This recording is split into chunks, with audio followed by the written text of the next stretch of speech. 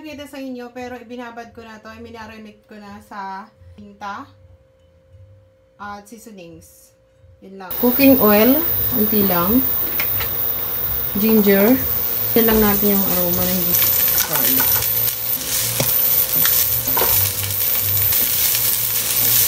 Lagyan muna natin sa gilid.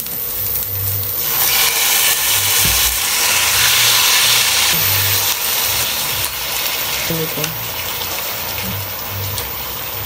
Ito lang paraan ng updo na yan. Kasi may kaunting sabaw-sabaw.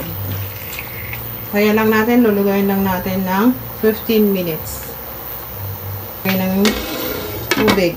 Kaya lang, dahil nga wala pa ng updo, black coffee.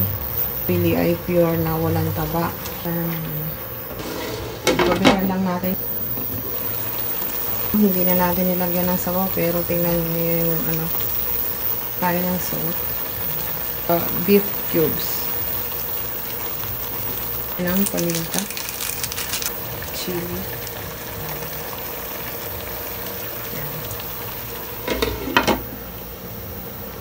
Kalimutan ko. Konting seasonings. Kapira naman natin. Continuous natin sa pagluluto. Hanggang sa maluto. First time ko niluluto. Mas maganda tayo ng tandaan na sila. Ay, edit pa na. Ang sarap. Yung coffee. Black coffee. Para impact yung pait niya. Yan. Kalahati lang yan ng black coffee. Nasa sachet na ganito. Dahil nga mabilis lang ang pagluto for today. Yan, pwede na yun. Enough na yun. Kuha yung kanyang anak. Ito na. Ang sarap. So, haluin lang natin to. Kasi halo-halo tayo for today's video, guys. For plating na tayo. Really. Ayan. Ready. Ready natin yan.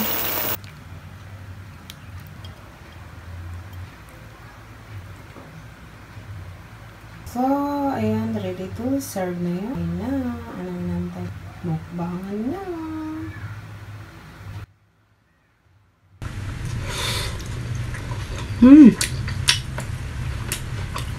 Malambot. Lasa. Ang sarap.